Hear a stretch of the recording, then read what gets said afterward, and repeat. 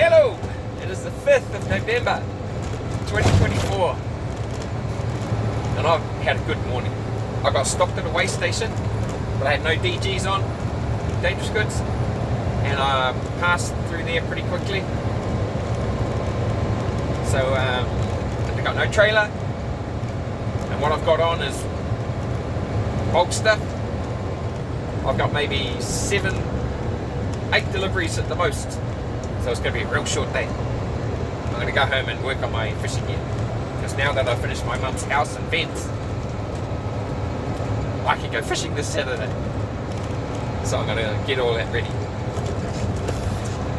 It is election day in the US, 5th of November.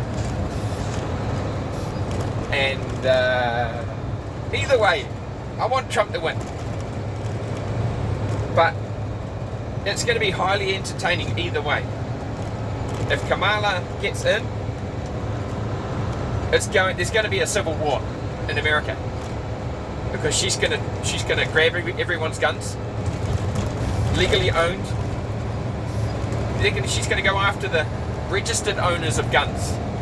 She's not going to try and confiscate the criminals' guns. No, that's not going to happen. She's going to go after the legally and responsible gun owners of America and snatch all the guns out of their house. And that is going to spark a civil war, because there's going to be a lot of people are going to shoot those people who've come to take their guns away. Now they must do this. They must do that, because if enough gun owners respond that way, then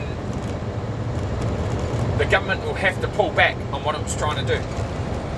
Too many people are going to die trying to confiscate all their guns. So gun owners in the US, they must do that. They don't want to shoot other Americans, but in defense of their right to defend themselves, they must do that.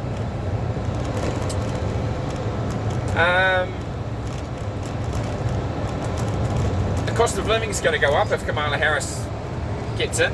She's going to raise taxes on corporations, and those corporations and companies are going to leave the US and manufacture their stuff overseas, because they're going to be taxed right out of business by Kamala. That's going to increase unemployment. That's going to create bread lines in the US, more homeless people.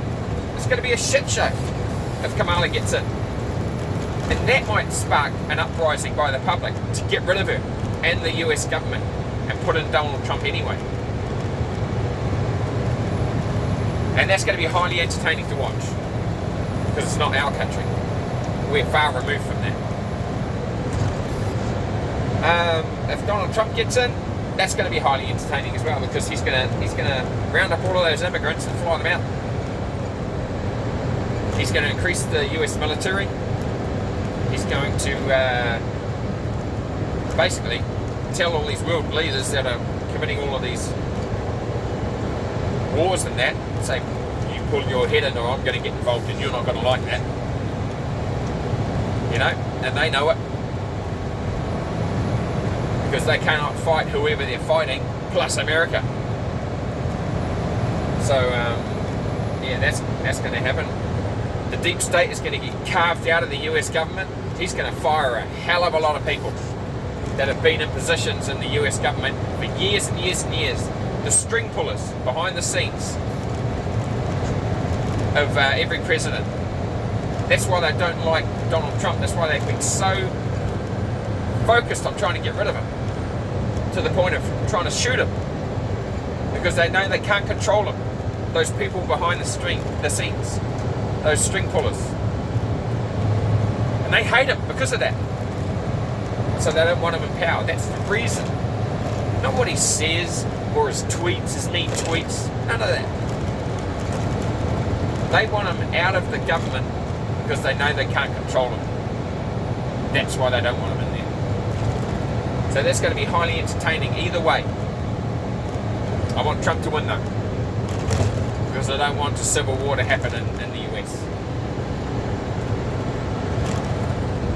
He's going to close down the border straight away. He's going to finish that bloody wall so nobody gets through, except for the ports of entry. He's going to increase security so no drugs will be able to make it through the border, because that fentanyl kills over 100,000 Americans every year. That's more than died in the Vietnam War and Korean War combined. So America is at war with the criminal cartels in Mexico, and he is going to bomb those cartels out of existence. So that's good. They're evil people. Evil people. If anyone does manage to cross into the United States illegally, they're going to have two choices. Well, this is what should happen. They'll either get deported, or they go to prison for 5 years and then get deported. Every one of them will decide to get deported. But if they get caught coming in the country again, that's 10 years in prison. No choice on leaving again. So if you get caught a second time, 10 years in jail. Man, that sunstrike is wicked. There's a lot of smoke sitting on the ground. Somebody's got a fire going. That's not fog. If you can see that out there, it's smoke. Yeah, there's no wind at the moment this morning to blow all that smoke away. There it is, I spot it. It's filling the valley. Okay, here we go. Changing direction, the sun's going to go away. There we are, back. What else is happening in the US? Well, nothing comes to mind. Yeah, nothing. It's just all about the election. Yeah, it's going to be a very, very nice day. Beautiful sunny weather, blue skies. And it's going to be a short day, as I've said. Alright, I think I'm going to end it there because nothing comes to mind. Oh, one last thing. I heard on the radio this lady won $1,000, and she was all excited. And then she was asked, "Oh, what are you going to do with the money?"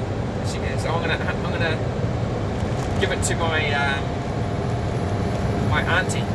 She's an elderly woman, because she's got no power in her house at the moment, and her power company is charging her for the power cable to hook the power up to her house." And I rang up the radio station and said, "No, that's not right. They can't charge you for the cable to hook you up to your house to provide you with power. That is paid for in your power bill. All of the running costs of that company to provide those cables are found in your power bill or your rates." So I rang up the radio station and said, no, that's not right. You ring her up again and you tell her that she shouldn't be paying for the power cable to be hooked up to her house. The actual cable. That's a company expense, not a consumer expense. And if that's specific to that power company, tell her to change power companies to one that doesn't charge that.